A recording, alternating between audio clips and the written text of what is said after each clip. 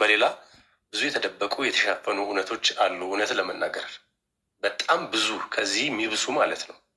ይሄ ያው እንዴ ፀሐይ የሞቀው ነገር ስለሆነ ነው። እና እንደዚህ አይነት ነገሮች ላይ መጨረሻው ላይ ታውቂያለሽ፣ ያው ሱሳይድ ነው የሚሆነው። እንዲህ አይነት ነገር የብዙዎቹን ታሪክ ማየት ይቻላል። ቀድመሽ ነው የገደልሽው፣ አሁን አይደለም ልጁን የገደሉት አሁን አይደለም። ኦልሬዲ እንደው እግዚአብሔር በቸርነቱ አቆይቶት ሊሆን ይችላል፣ ምሕረቱ የሱ ስለሆነ። ግን ቀድሞ ነው ልጁን የገደሉት። ተረባረቡበት አይገልጸውም። እነኚህ ሰዎች ናቸው አማኝነን በየትኛውም እምነት ተቋም ውስጥ ያሉ ሰዎች ሊኖሩ ይችላሉ። ስለሱ አይመለከተኝም። እኔ እንደ ሰብአዊ መብት ለአንድ ሰው ልጅ ሊደረጉ ከሚገቡ ነገሮች አንድ ነው። ሁለተኛ እግዚአብሔር ሴን ይፈቅዳል ወይ? ሰው ነው እና አጥፍቷል፣ ተሳስቷል። በምን መልኩ ነው እንደ ሰብአዊ ባህሪ አንድ ሰው ልንዳኘው ልናስታርቀው የሚባለው ነገር ሳስበው እኔ ግራ ነው የምጋባው ማለት ነው።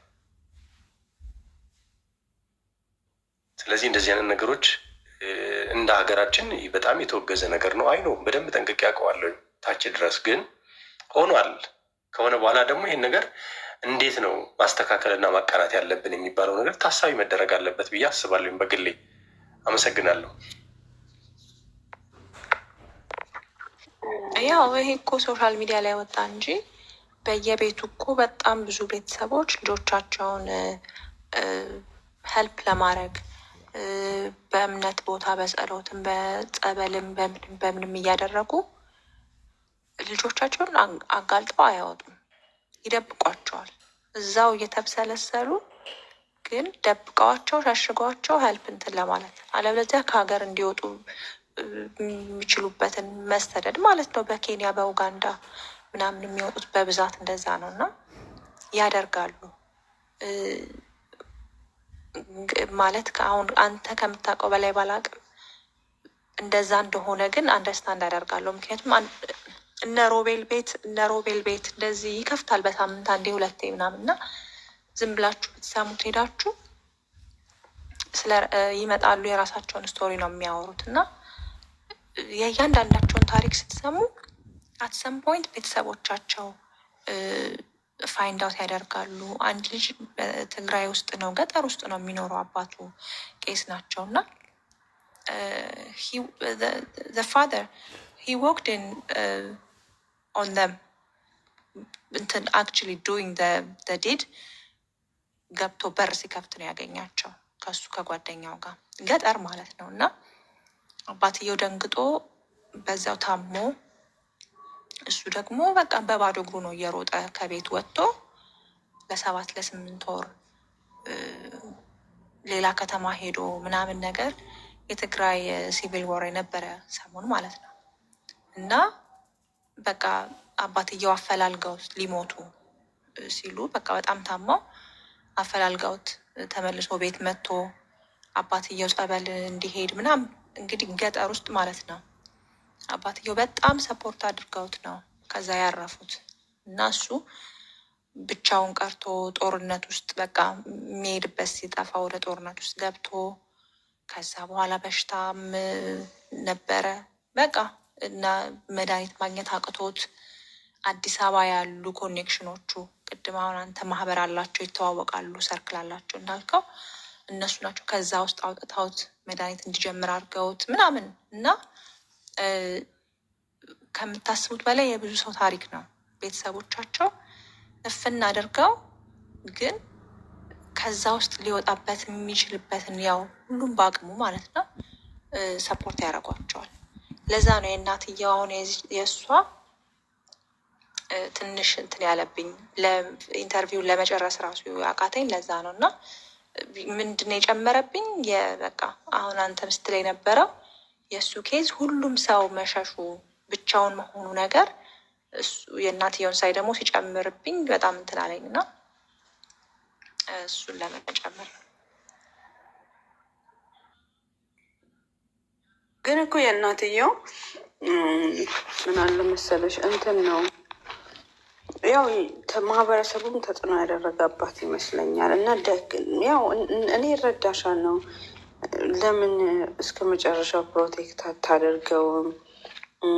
ሚዲያ ላይም ወጥታ እንደዚህ ዘይት ሊደፋብኝ ነው እንዲህ ነው ምናልባት እንደዚህ ያደረገችው ህዝቡ ሞር እንዲረዳው ነው፣ ችግሯን አይቶ እንዲረዳት ነው።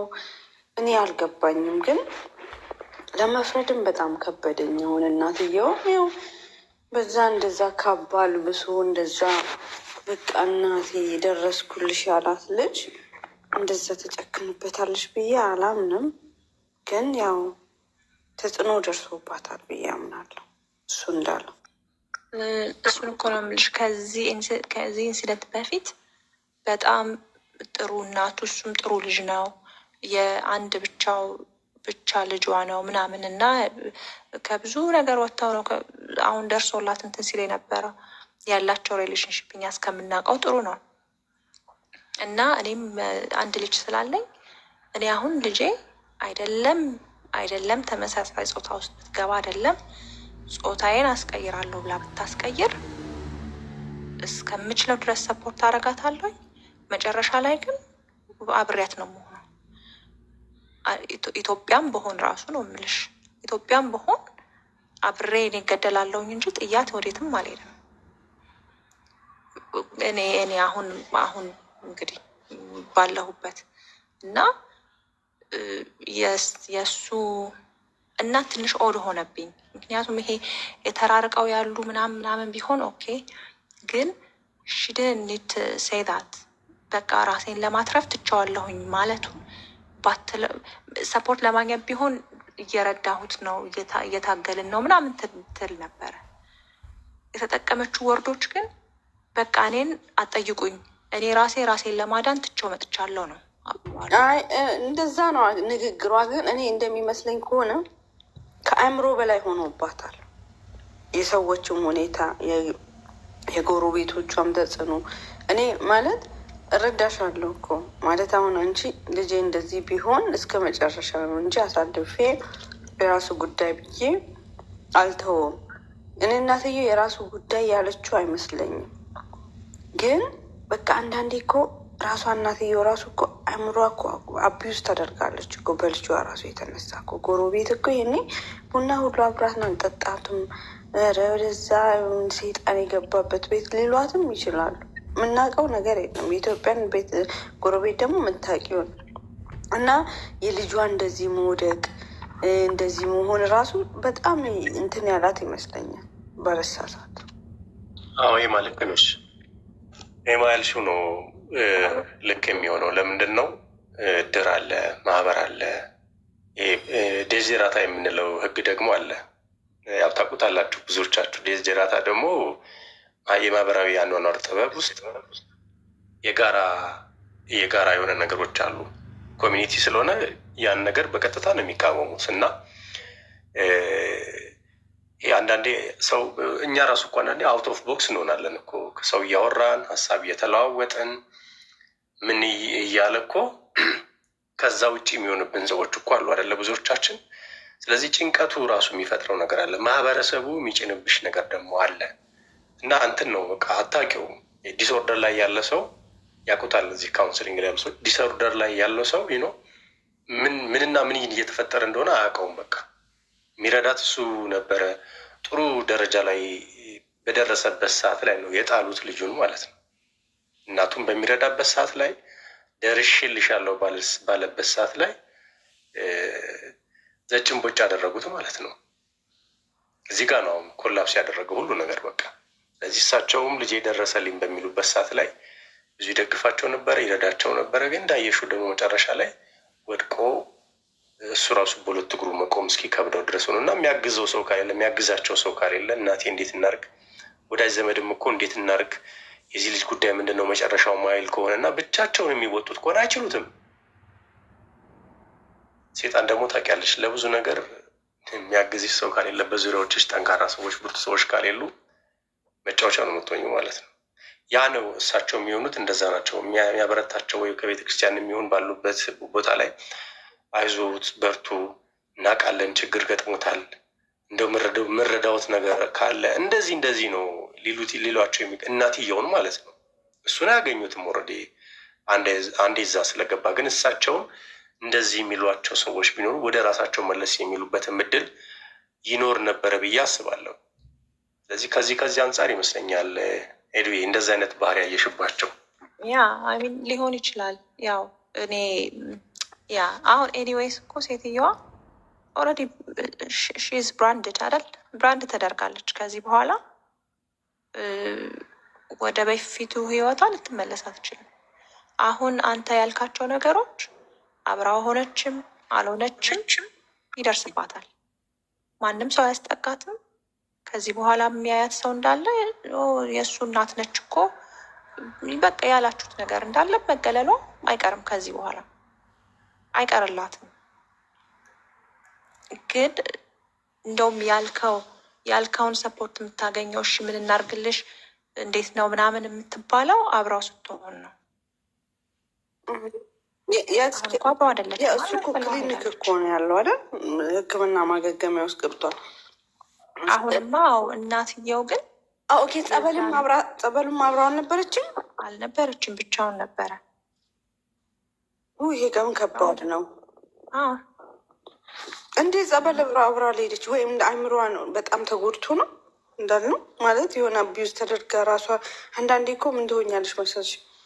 ምንድን ነው የሚሉት ሄልፍሎስ። በቃ ሰዎች የሆነ ራስሽን የማታግዥም ሌላውን የማታግዥም በቃ እንደዛ ምን አይነት ሆኖ ነገር አጋጥሟት ሊሆን ይችላል፣ አናቅም። ግን ጸበል አብራ እህትየውም ጸበል አልሄደችም። አይ ቲንክ እናትየው ሄዱ ማለት ሄዱ እናትየው አልሄዱም፣ ብቻውን እንደሆነ ነው እሱም ራሱ በጣም ከዛም በኋላ ነው መጥቶ እናቴ ተውሽኝ፣ አንቺ እንኳን ተውሽኝ ምናምን ብሎ የመጣው። ከዛ ዘይት ቀቅሎ ሊደፋባት ምናምን እንደዛ ነገር።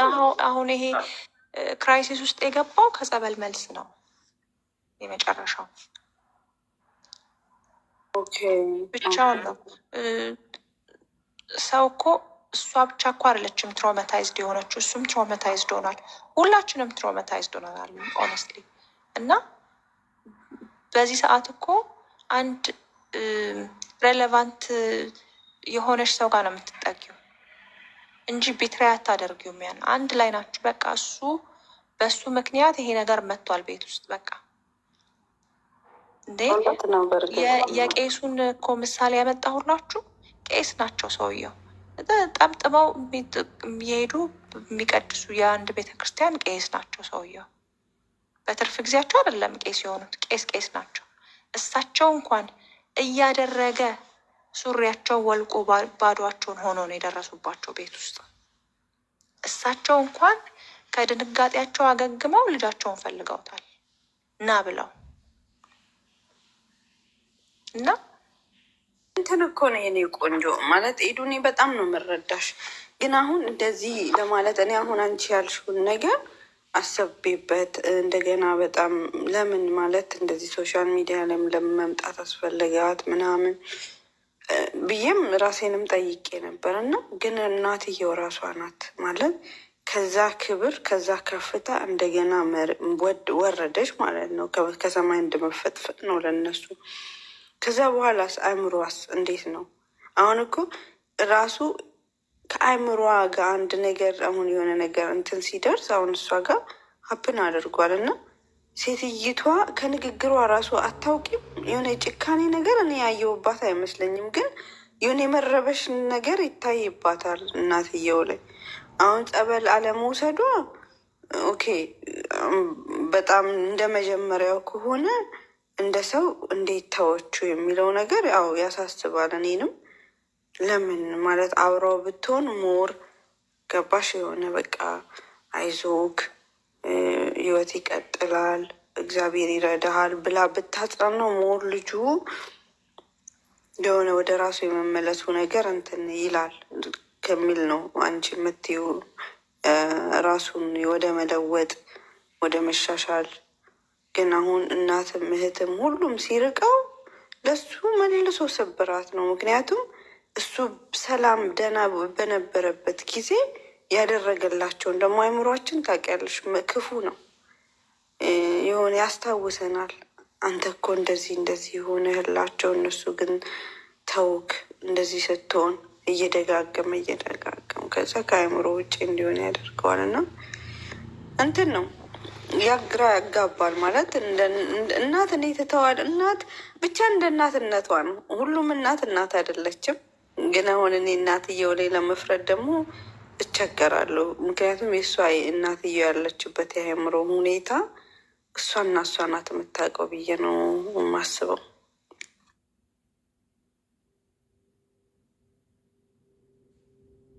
አውሩ ኤደን ቤት ስቲ አስተያየት ስጪ በዚህ ጉዳይ ላይ።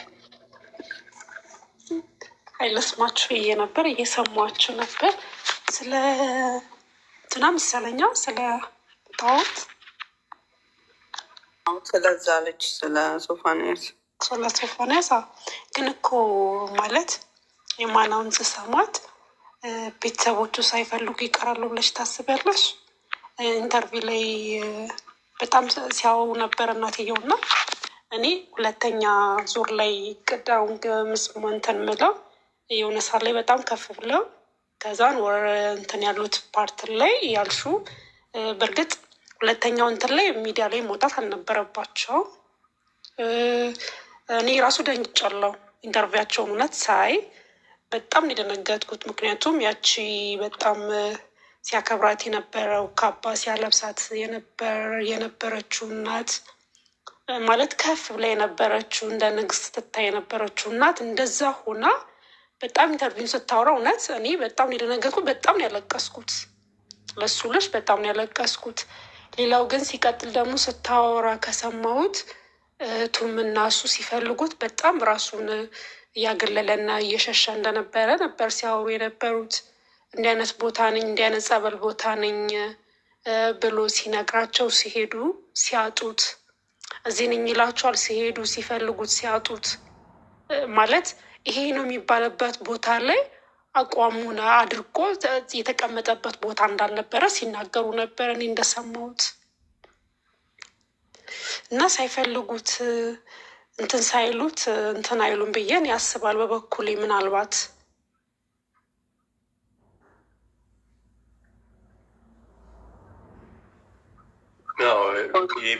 ቤቲ ልክ ነሽ።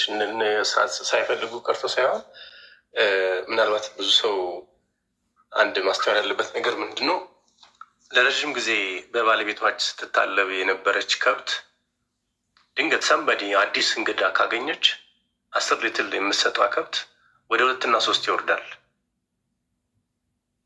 ድንጉጥ ትባላለች። አትሰጥም ወተቱን። 1000 ጊዜ ሰው እንትን ይበል ወተት አይወጣትም ማለት ነው።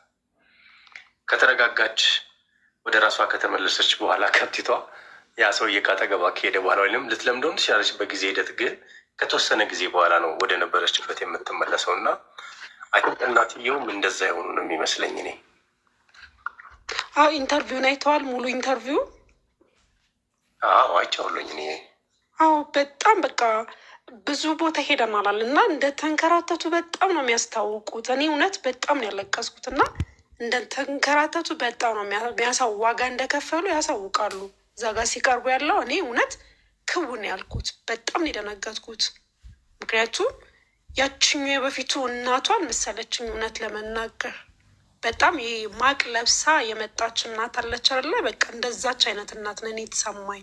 እና ውስጧ በጣም ርር ብሎ ማለት እህትየው ራሱ ስትናገር ነበረ እኮ ብዙ ቦታ ይለናል እንሄዳለን፣ ግን ልናገኘው አልቻልንም። እንዲህ አይነት ጸበለን ይላል ልናገኘው አልቻልንም። ግን እኔ እውነቴን ነው የምለው ያ ልጅ ራሱ ራሱ ምንድን ነው ሶፊን እንትን ያለው ልጅ ራሱ ማለት እኔ እንጃ አላቅም። እና እሱ ራሱ እውነት መታሰር እንዳለበት ነው እኔ እንትን የምለው። እውነት ለዚህ ልጅ እንትን ዋናው እሱ ነው እኔ ብዬ ማስበው። ድጋሚ ሌላ ልጁ ላይ ሌላ ቁስሉ ላይ ቁስል እስከ መጨመር ድረስ ነው። አያችሁ፣ ደወለልኝ እኮ እንዲህ ያለ ምናምን እያለ የባስ ልጁ አንድ ነገር ራሱ ቢሆን ራሱን ቢያጠፋ እውነት እኔ ተጠያቂ ነው ብዬ ነው ማስበው። እና ቤተሰቦቹ ሳይፈልጉ ቀርቶ አይደለም። እንደዛም ቢሆን እኮ የሚጠይቅ አካል ከሌለ ከባድ ነው የሚሆነው። እውነት ለመናገር ግን የተፈጠረውና የሆነው ነገር እንዳለ ሆኖ የአንድን ሰው ሕይወት ለማትረፍ ግን ምንድን ነው እንደ ዜጋ ምንድን ነው ከኛ የሚጠበቀው? ሌላውን ተሆና እንደ ሰብአዊ መብት ለአንድ ለሰው ልጅ በወደቀ ቁጥር ምሳር እንደሚበዛው ነው የምንሆነው? ወይንስ አንድ ሰው ወድቋል፣ በቃ በአንድ የሚሆን በሌላ እኮ ይህ ሰውዬ ወድቋል። እንግዲህ እኔ በኦርቶዶክስ እምነት ተከታይ ነኝ። ትልቁ ኃጢአት የሚባለው በየትኛውም ይችላል ዝሙት ነው አይደል? ነፍሰ ገዳይ እንኳን አይደለም፣ ዝሙት ነው በጣም ትልቁ ኃጢአት የሚባለው ማለት ነው። እና አለመያዝ ነው። ሰዎች እዚህ ውስጥ ከወደቁ በኋላ ወደ ነበሩበት ለመመለስ ያለፈው ነገር እንዳለ ሆኖ ግን ይሄ የሄዱበት መንገድ በጣም አስቸጋሪ ቢሆንም ግን የአንድን ሰው ሕይወት ልጅ ማትረፍ ቀላል ነገር አይደለም ብዬ አስባለሁ። ወደ ነበረበት ወደ ትክክለኛው አቋሙ መመለስ ከአንድ ሰብአዊ መብት የሚጠበቅ ነው እንጂ በጭፍንነት የምንሄድበት ጉዞ መሆን አለበት ብዬ እኔ አላምንም። ምንም ይሁን ምንም ይፈጠር ሆኗል። ያ ነገር የምንቀይረው የምንለውጠው ነገር አይደለም። ግን ከዛ ችግር ውስጥ ያንን ሰውዬ እንዴት ነው የምናወጣው? ምንድን ነው የምናግዘው? ምን ይፈልግ ይሆን? ምን አስፈልጎት ይሆን? እውነታውንም እኮ ለማወቅ እኮ በምን አይነት መልኩ እና በምን አይነት መንገድ ሄደን ነው ልጁ ያለበትን የገጠመውን ነገር እራሱ እኮ እድል እስካልተሰጠሽ ድረስ እኮ ላታቂ ሁሉ ትችያለሽ እኮ።